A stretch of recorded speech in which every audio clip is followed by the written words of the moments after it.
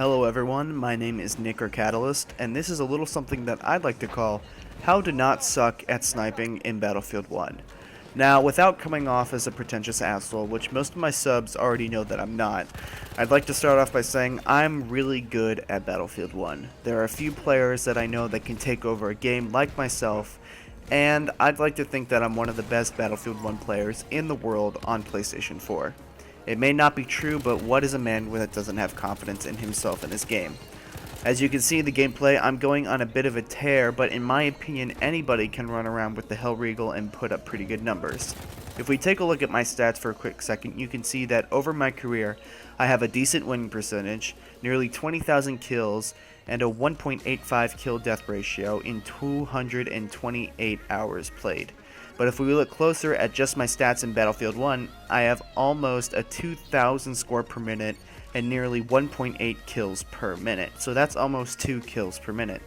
The most amazing part is that this is mostly done with a sniper rifle. With my Gewehr 98, I nearly have 1,400 kills with an accuracy of 42%. Why am I being a blowhard asshole and telling you all of this? Well, I want you guys to trust me, and trust that what I'm saying can help you become better at the scout class and sniping in Battlefield 1. What I'm going to do is run you through one of my best games that I've had in recent memory, so that I can give you visual examples for every tip that I'm about to give you, and pause the gameplay every once in a while to point out some key things, and maybe even add some gameplay examples. It's an operations match on Kaiserschlott on the attacking side, and I actually joined this game a little bit late. Upon spawning in, one of the first things that you should do is evaluate the overall situation of the game. Where am I? Where are my enemies? Which flags are taken? And so on and so forth. This is something that should be done every time you spawn in, but it's most important on your first spawn of the game because the information that you gain from your first spawn affects how and where you will set up for the rest of the game. Within the first few seconds of my spawn here, I realized that my enemies are favoring the B flag, and therefore that is where most of them will be. I'd now like to present to you the 3 P's for perfect sniping: positioning, precision, and poise. First up is positioning. Oftentimes, the major factor in getting killed as a sniper is where you are positioned. Laying out in an open field or camping out way too far in your own spawn will not only oftentimes get you killed, but most importantly will minimize your usefulness to the entire team. I see and kill way too many snipers that think they are safe because they are away from the battle. The opposite is actually true. Now, I'm not advocating that you rush up with your assault players because that will get you killed as well. But that is why positioning as a sniper is so important. Notice how when I spawned in for the first time, I took cover behind the destroyed tank, and after I spent some time there, I have now slowly relocated across the map to behind the bunker on the B flag. Movement as a sniper, or really as any class, is so important. Staying in one place will get you killed, and most importantly as a sniper, staying completely still or prone will get you killed because it makes you an easy target for other snipers. Notice how in the 2 spots that I've chosen, I have a distinct line of sight. I have chosen locations that I cannot get killed from beside me or behind me. And if I do happen to get shot, it will be from somebody that is in my line of sight and I have already spotted. I am now moving up with my teammates to the next point. On a bit of a side note before we move on to Poise, I'd like to point something out. It is important as a sniper to know the most popular and common spots for enemy snipers. On this sector, it is the windmill on the B point. Notice how I am already looking for snipers in that area and have already killed a few. Map knowledge is something that you need to use to your advantage. You should know that people like to camp or hide out in locations such as the balconies on Ballroom Blitz, the cliffs on Monte Grappa and Empire's Edge, the hills and windmills on St. Quentin Scar, the cliffs, Riverside, and Fortress on Foul Fortress. The game has been out for 10 months now, and even if you don't know these spots personally, veteran players do. So basically what I'm saying is that if you are there, enemy players probably know you are there too, so you should probably find a new spot and relocate. A lot of effective counter-sniping is finding positions that are uncommon and hard to attack. A sniper in a well-thought-out location can really do a lot of damage. Now on to the next point, poise. You will miss shots, and sometimes you'll miss these shots badly. But don't get frustrated, that will only make things worse. Blaming the miss on DICE's hit detection won't solve anything, even though you're probably right. Poise is a little bit more than just keeping cool in tedious situations, though. Sniping in Battlefield 1 can be complicated. You need to take into account a lot of things when lining up a shot. Bullet speed, bullet drop, the speed of the enemy, leading your targets. All of these things come into play. In order to improve at hitting more shots, start by learning how to lead shots, even if it means staying scoped in on a single target until you have a perfect shot. From there, you can focus on switching targets and prioritizing those that are immediate threats to you and your teammates, and those that are not. Poise also includes knowing when to retreat and back off. Remember the tank in the trench? That is a situation that even K-bullets cannot solve. Run the other way and regroup in a spot in which the tank cannot kill you. I'd like to take the chance to point out another example of having a distinct line of sight. I know that my team has now captured the B flag, so I choose a location at which even if enemies come and push B again, they cannot easily find me or see me. I am now set up in a position that is directly overlooking A, and I have multiple chances to get easy kills. Unfortunately for me, I soon make a fatal error. I see an enemy medic dash across my screen, and instead of pulling back and trying to get him in from a different angle, I attempt to bayonet charge him by predicting where he might end up. I end up dying because I pushed way too far in. The last and final P is precision.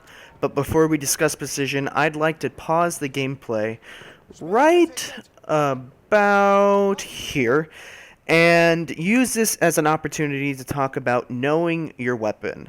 My rifle of choice in the game is the Gewehr 98 sniper variant. It is a more long-range rifle that has great bullet velocity and a relatively quick rechamber. It may be hard to tell, but my teammates have spotted an entire squad of enemies directly in my line of sight. Lucky for me, they are right in my rifle's sweet spot range. Watch the results.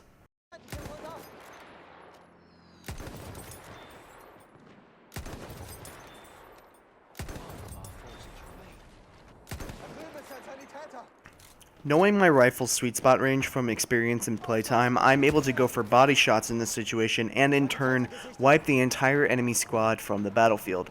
Familiarizing yourself with your rifle is a huge key into becoming a better sniper because it plays into every single point that we've talked about or will talk about. Positioning yourself around your rifle's sweet spot can greatly increase the amount of kills you get and the speed in which you do so, although in certain situations you won't be in your sweet spot range, and that's just the way that it is. Each rifle's sweet spot is different, however, so I would suggest not playing with more than one rifle unless you are switching to an infantry version of that rifle for close quarters combat, but we'll discuss that later. Precision is something that combines speed and accuracy. I'd say that it's the second biggest issue with the majority of snipers behind their positioning. Some players may have great positioning, but they may lose their targets because they take too long to take the shot. They may wait until their reticle is directly on the enemy's head before firing, and if it's not already there, they'll slowly inch the reticle towards the head just to make sure that they don't miss. As for myself, notice how fast I have been acquiring and eliminating targets over the course of the game. Unfortunately, there is nothing I can tell you that can increase your precision other than simply in-game practice with your rifle. Accuracy is something that needs to be practiced like anything else, but if I had to offer any help with that, I'd say tamper with your scope settings. Perhaps the problem is that you're way too zoomed in to be fast and accurate. Find a reticle that you like. I'm not sure which one I am using. I'm not sure the name of it, but I am very much a fan of it because of how clean the reticle looks and how there is nothing impeding the upper half of the scope. It really helps me zoom in on the heads of enemies and really get those crisp headshots. If that doesn't work, consider going into your options and flirting with changing your sensitivity. I know that I had to greatly increase my sensitivity in order for the game to feel smooth. The controls felt slow to me before I changed it way back at launch. Apart from that, practice makes perfect when it comes to precision. So those are the 3 P's for perfect sniping, but now I'd like to talk about weapon choice. As I've already stated, I prefer the Gewehr 98 sniper variant due to its bullet velocity and fast rechamber. And maybe you like another rifle. That's awesome. The Martini Henry is popular, as is the Russian 1885 sniper variant, but even if you have a favorite rifle, some situations call for you to use a different weapon because each rifle has a preferred range and use. The Gewehr is a nice segue between the M1903 and the Russian 1885, and that's another reason why I personally like it. I don't have to completely sacrifice my range or reload to be effective.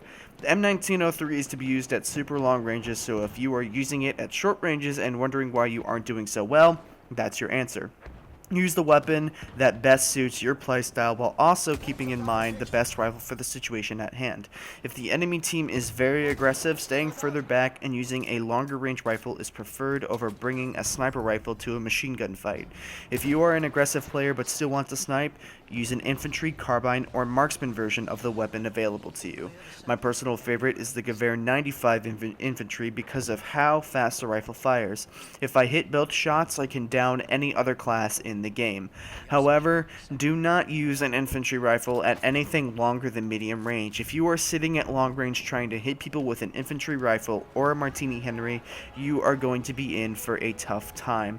Since it got rebuffed a little bit, the Martini Henry has become one of the more popular infantry rifles in the game, but I am not really a fan despite how awesome it is. Sure, it is a very good weapon, but due to its bullet velocity and reload, it makes transitioning between different rifles very difficult. Eventually, with enough practice, you will be good enough to withstand this transition between weapons better than others, but I stand by what I said earlier. Stick with one weapon that fits your playstyle, learn the weapon inside and out, and you will start performing better.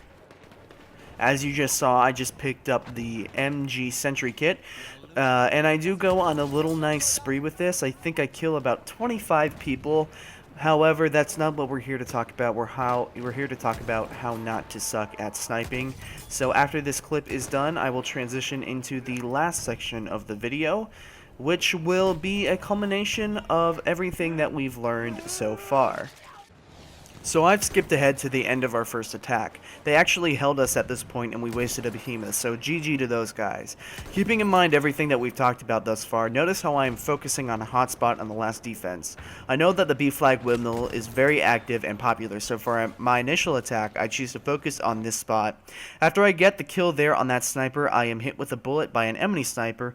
Instead of trying to find him right away or going prone and making myself vulnerable, I calmly make my way towards cover. A big mistake a lot of people make after getting shot by a sniper is going prone. That is actually the worst thing that you can do because it exposes you to headshots and follow-up shots, and more than likely that same attacker can still see you. Notice how I direct my attention to the tower. That is another spot that snipers frequent, so I focus my attention there to see if I can find my attacker. When I don't initially see him in the tower, I move my focus to the hills and I hit a nice shot on a running medic in the open field, and after killing him, I spot a sniper in the brush a little to the left in a spot that is actually not that bad, so kudos to that guy. Since my attacker wasn't in the tower, he must be down the hill. Now in this frame I see 3 attackers, but the one sniper there isn't looking at me, so I assume that he is not the person that shot me. But instead of continuing to look, I stay poised and eliminate those that I can to help my teammates. Sometimes searching for those who attacked you comes second to getting key kills that can keep your team alive. Out of the corner of my eye, I see the bullet once again go across my screen. I now know where he is. I got to the other side of the tree, but I'm still suppressed. Sometimes, even if you can't kill someone, taking a shot on them and spotting them can suppress them and let your teammates know where they are. I forgot to mention earlier, but one of the most important jobs that a sniper has is spotting enemies and vehicles for your teammates. This allows your team to have better control of the battle. If you aren't killing, you should be spotting, either by using your flares, your scope, or your periscope gadget. Unfortunately, I can't kill my attacker, but I do find someone at the top of the tower that I checked first, of which I promptly kill, not worrying about my attacker knowing I have relocated. Unfortunately for myself, my attacker does find me once more and I get headshot. Good shot by that guy. Thank you all so much for watching. I hope you all enjoyed it and learned something new. If you did, make sure to drop a like on the video to let us know and leave a comment. This isn't usually like our normal content, but we do hope that you liked it nonetheless. Make sure to subscribe for more content. We put out videos 4 times a week, every Monday, Wednesday, Friday, and Saturday, and a bunch of different games, so there's something for everybody here at Legendary Inc. My name is Nicker Catalyst, and I hope to see you all here another time. She said sometimes I just float